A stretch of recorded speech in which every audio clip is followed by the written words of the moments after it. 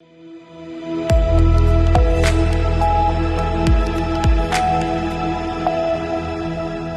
के बाद रुक करेंगे महाराष्ट्र बुलेटिन की ओर, जिसमें बात करेंगे डोंबिवली की, जहां भाजपा के नए प्रदेश अध्यक्ष रविंद्र चौहान का हुआ जोरदार स्वागत। आगे बात होगी परभणी की, जहां राष्ट्रवादी कांग्रेस की वरिष्ठ नेत्री सोनाली देशमुख ने तीखी प्रतिक्रिया दी। ऐसी तमाम खबरों पर विस्तार से होगी चर्चा। भाजपा के नए प्रदेश अध्यक्ष के रूप में रविंद्र चौहान के चयन के बाद देर रात वे अपने निवास पर पहुंचे। इस मौके पर भाजपा कार्यकर्ताओं ने जमकर पटाखे फोड़कर उनका स्वागत किया। घर पहुंचने पर उनके परिवार ने पारंपरिक तरीके से आरती उतारकर उनका सत्कार किया। भाजपा पदाधिकारियों और कार्यकर्ताओं ने एक दूसरे को मिठाई खिलाकर अपनी खुशी जाहिर की और रविंद्र चौहान के साथ तस्वीरें भी खिंचवाई। रविंद्र चौहान की इस नई जिम्मेदारी को लेकर कार्यकर्ताओं और समर्थकों में भारी उत्साह का माहौल है। डोंबिवली से सी न्यूज संवाददाता दीपक मोरे की रिपोर्ट। शक्तिपीठ महामार्ग प्रकल्प के कारण बड़ी संख्या में किसानों की जमीन जाने की संभावना है, जिससे किसान भूमिहीन हो जाएंगे। इस विषय को लेकर राष्ट्रवादी कांग्रेस के वरिष्ठ नेत्री सोनाली देशमुख ने तीखी प्रतिक्रिया दी है। उन्होंने स्पष्ट किया है कि संघर्ष में अब किसान किसी नेतृत्व की प्रतीक्षा नहीं कर रहे हैं, बल्कि वे खुद ही अपनी लड़ाई लड़ने के लिए सड़क पर उतर आए हैं। सोनाली देशमुख ने कहा कि जब किसी व्यक्ति के पास अपनी जमीन ना रहे, जब उसके जीवन का आधार ही छिन जाए, तब वो खुद संघर्ष के लिए उठ खड़ा होता है। किसानों के आंदोलन को मिल रहा जन समर्थन भी लगातार बढ़ रहा है। गांव-गांव से किसान इस संघर्ष में शामिल हो रहे हैं। सोनाली देशमुख ने इस प्रसंग पर बोलते हुए सरकार से भी अपील की है कि वे किसानों की जमीन छीनने की प्रक्रिया तुरंत रोकी जाए और विकास के नाम पर हो रहे अन्यायपूर्ण निर्णयों पर पुनर्विचार किया जाए।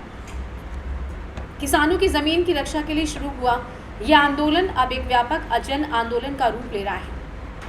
सोनाली देशमुख की प्रतिक्रिया से ये स्पष्ट हो गया है कि अब ये लड़ाई किसी राजकीय पक्ष या नेतृत्व की मोहताज नहीं, किसान खुद ही संघर्ष के अगवा बन चुके हैं। ची घोषणा करून हे सरकार सत्तेत आलं आणि त्याच्यानंतर तिजोरीमध्ये पैसा नाही असं करून त्यांनी शेतकऱ्यांच्या कर्जमाफीकडे दुर्लक्ष केलं।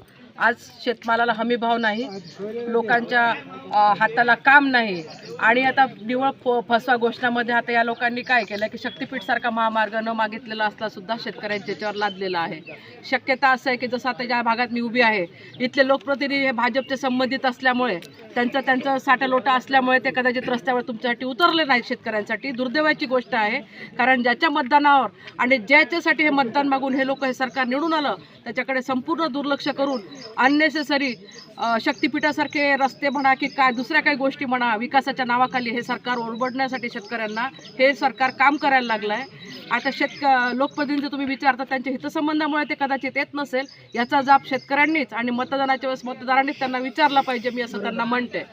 दुसरा गोष्ट असं आहे की शेतकऱ्यांच्या जमीन जाणार आहेत, शेतकरी भूमिहीन होणार आहेत आणि आपल्या काळ्या मातीला आई म्हणणारा शेतकरी आज जर पूर्णपणे गावातून वस्त्यातून उखडायचं काम जर हे सरकार करत असेल तर निश्चितपणे सरकारच्या सोबतच, कारण त्यांचं अस्तित्व पुसण्याचं काम गावात जर शेती गेली तर गाव कुसातला शेतकरी हा जाणार कुठे, त्याला शहराकडे पर्याय जाण्याशिवाय पर्याय नाही आणि अकुशल कामगार असल्यामुळे शेतकऱ्याला गावात सुद्धा काम नाही। आज जर भूमिहीन झालेला शेतकरी रस्त्यावर जर आला आणि या देशामध्ये अन्नधान्याचा तुटवडा जर पडला तर याला सर्वस्वी जबाबदार हे सरकार राहणार आहे। त्याच्यामुळे भांडवलशाहीला पूरक असणारं गुत्तेदाराचं घर भरणारं हे जे सरकार आहे याचा आम्ही तीव्र शब्दात निषेध व्यक्त करते आणि शेतकऱ्यांच्या बाजूने उभं का नाही हे प्रत्येक शेतकऱ्यांनीच आता जेव्हा जेव्हा लोकप्रतिनिधी त्यांच्या भागामध्ये येतील हे शेतकऱ्यांनाच मी म्हणते की त्यांनीच त्यांना प्रश्न विचारायला पाहिजे की तुम्ही त्यांना नाही त्यांना तुम्ही भेटता, तुम्ही त्यांच्या बाईट घेता, तुम्ही त्यांना मुलाखती घेता, त्यांना सगळ्यात पहिले कारण हा पत्रकार बंधू हा लोकशाहीचा चौथा स्तंभ आणि तुमची सुद्धा तेवढीच नैतिक जबाबदारी, कारण तुम्ही पण शेतकऱ्याचे लेकर आहात, तर तुम्ही त्या लोकप्रतिनिधींना विचारा की तुम्ही का दिसत नाहीत रस्त्यावर।